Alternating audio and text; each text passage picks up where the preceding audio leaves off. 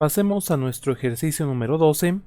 Este ejercicio nos dice determinar si la forma de argumento en el siguiente ejercicio es válida o no válida, además identificar cuáles son las premisas y la conclusión.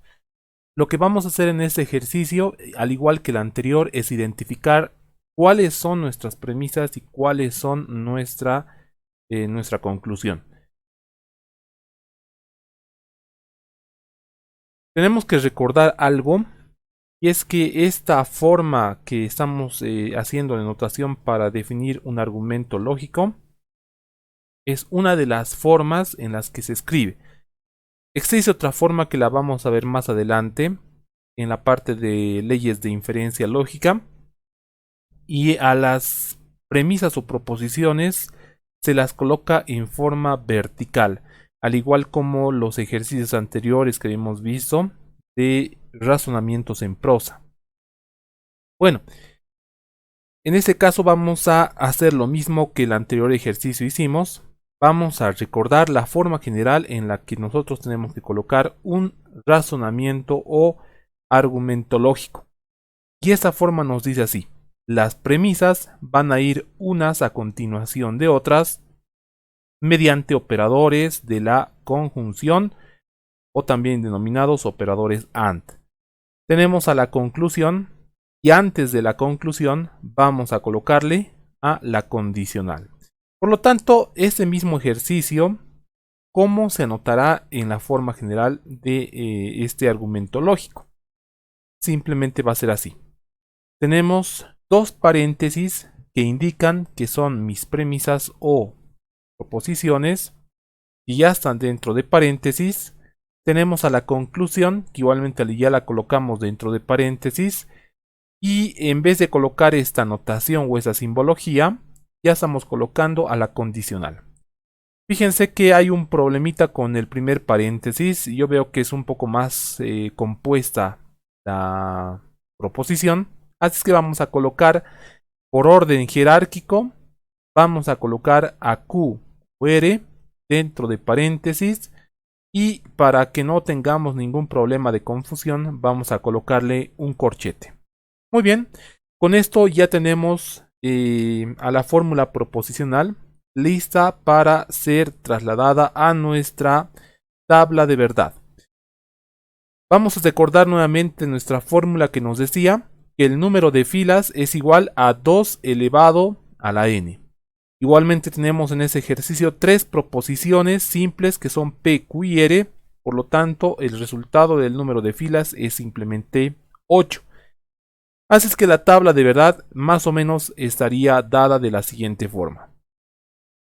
Antes de que comencemos a llenar las columnas con valores de verdad en cada una de las proposiciones, vamos a identificar la forma de trabajo que vamos a realizar en este ejercicio. Bueno, lo primero que vamos a hacer es trabajar al interior de este primer paréntesis y vamos a sacar un valor de verdad para la disyunción inclusiva, como la tenemos por acá.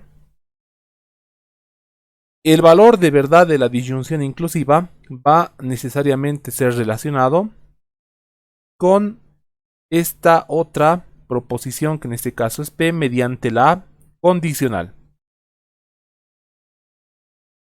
El procedimiento siguiente será evaluar el valor de verdad de este otro paréntesis, y el resultado de valor de verdad de este otro paréntesis lo relacionamos mediante la conjunción con el valor resultante de este primer corchete.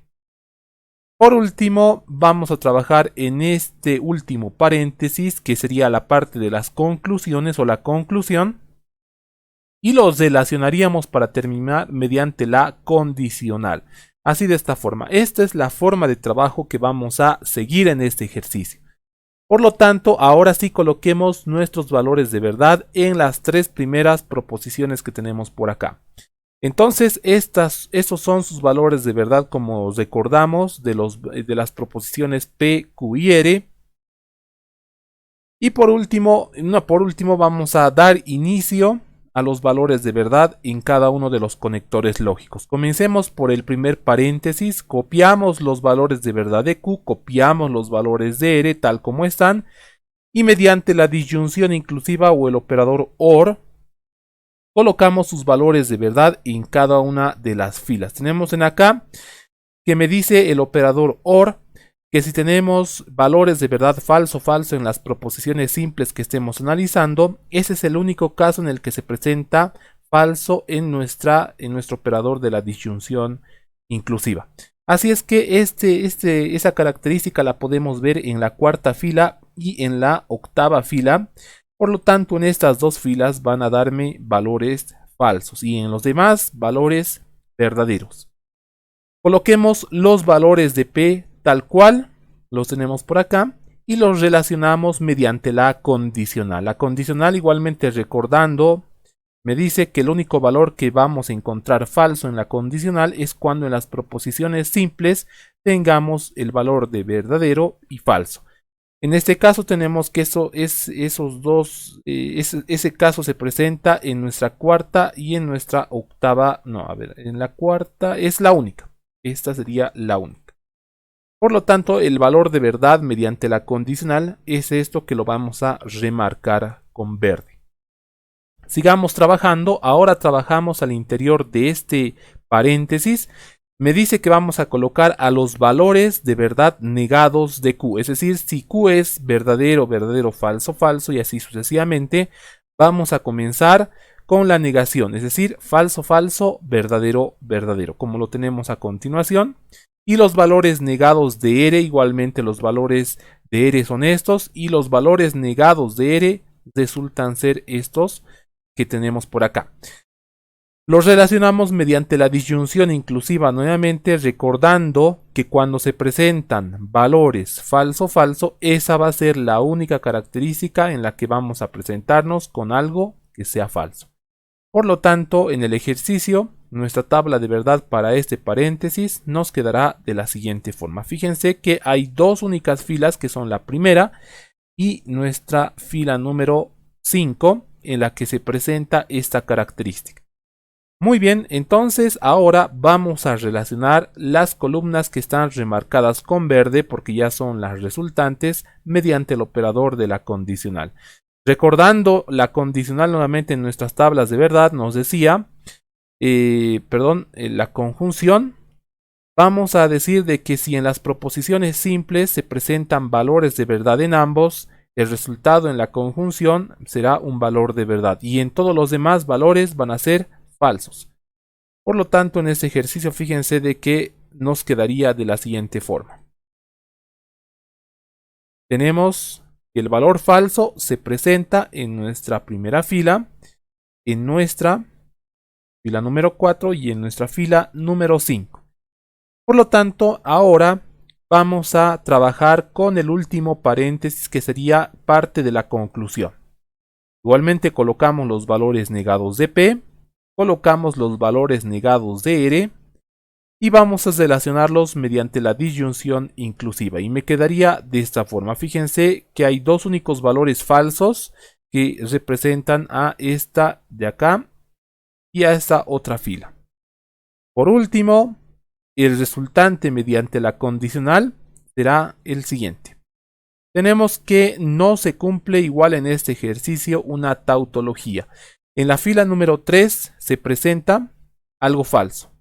Por lo tanto, fíjense muy bien que este sería el indicador de que no se menciona de que este ejercicio o en este ejercicio el razonamiento no es válido. Al igual que en el anterior que habíamos visto, porque no es una tautología. Como pudimos ver en los anteriores ejemplos, el procedimiento para que demostremos o podamos encontrar la validez o no validez de un argumento lógico es bastante laborioso y además es bastante largo. Existe un método, una segunda forma utilizada para verificar si el argumento es válido o no válido. Es muy similar al que estábamos trabajando, también se basa en las tablas de verdad y nos dice lo siguiente. Número 1. Identificar las premisas y la conclusión en el ejercicio.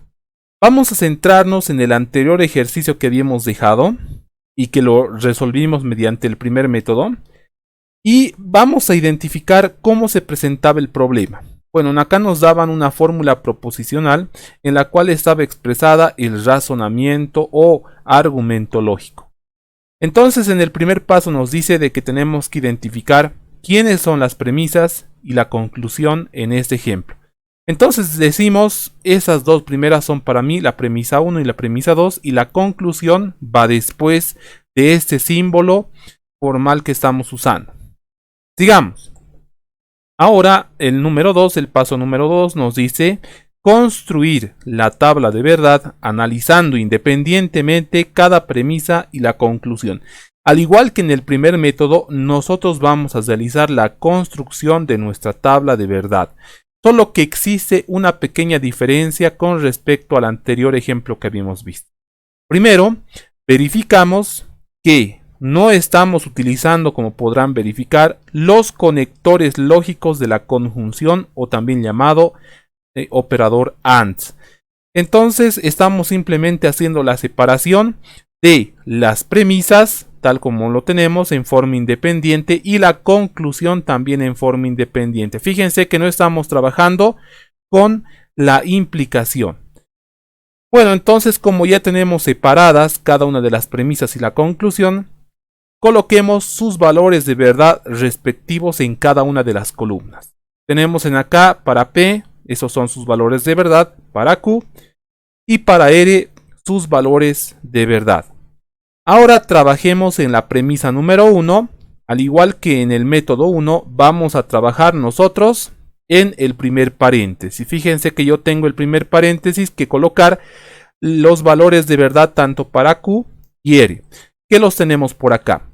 Vamos a relacionarlos mediante el operador lógico de la disyunción inclusiva y me quedaría de esta forma. Fíjense muy bien que la disyunción inclusiva nos dice que la única forma en que tengamos o vamos a tener un valor falso es cuando en ambas proposiciones simples se presenta el valor falso, como sucede en la cuarta fila y en la octava fila. Coloquemos los valores de verdad de la primera proposición P, que vendría dado de esa forma, un copiar y pegar. Y ahora vamos a relacionar los valores de verdad de P con lo que obtenimos a partir de el operador de la disyunción inclusiva u operador OR. Entonces me queda en la condicional, esta sería su correspondiente valor de verdad de esta primera premisa. Trabajemos de la misma forma independientemente en la premisa número 2, colocando los valores de verdad para los valores negados de Q. Fíjense que Q para mí era simplemente verdadero, verdadero, falso, falso y así sucesivamente. Ahora le estamos negando esos valores de verdad. Así es que me quedará de esta forma. Igualmente sucede lo mismo con la negación de los valores de R. Era verdadero, falso, los valores de R y así sucesivamente. Ahora van a comenzar con falso, verdadero y así sucesivamente. Analicemos mediante la disyunción inclusiva nuevamente y verificamos de que el único valor en el que tenemos un valor falso va a ser cuando las proposiciones simples que estemos analizando tengan ambos los valores falsos. En cada caso los demás van a ser siempre verdaderos. Por lo tanto, haciendo el mismo análisis, nos quedaría nuestra tabla de verdad para la premisa 2 de la siguiente forma. Muy bien, entonces fíjense de que estamos analizando en forma independiente la premisa 1 y la premisa número 2. Ahora trabajemos de la misma forma con la conclusión. Coloquemos los valores negados de P y los valores negados de R, como los tenemos a continuación. Otra vez hacemos la utilización de las tablas de verdad para la disyunción inclusiva y otra vez recordamos de que la única forma de que el valor de verdad sea falso va a ser cuando en las proposiciones simples los valores sean falsos. Así es que nos quedaría nuestra tabla de verdad. Ahí tenemos valores falsos en estos casos, para después centrarnos en el siguiente paso. Y ese siguiente paso nos indica trabajar con las premisas e identificar dónde se encuentran o en qué fila se encuentran valores verdaderos. Acá tenemos en la primera premisa que tenemos distintas filas en las que se presentan valores verdaderos y en la segunda premisa de la misma forma. La idea es que tanto en la premisa 1 como en la premisa número 2 se encuentren en ambos casos valores verdaderos. Y esta característica la cumplen la segunda fila, la tercera fila, la sexta, séptima y octava fila. Entonces, una vez identificadas estas filas donde las premisas presentan valores verdaderos, ahora pasaremos a trabajar en la conclusión. Igualmente, en cada fila que hayamos analizado y ya están remarcadas, deberemos centrarnos también de que en la conclusión se tienen que presentar valores verdaderos. Fíjense que en la segunda fila tenemos que se cumple esta característica. Pero en la segunda fila no se da tal característica y se presenta un valor de verdad falso en la conclusión. Así es que de hecho ya estamos asumiendo de que el argumento es un argumento no válido por esta característica, a pesar de que en las demás se presenten valores verdaderos.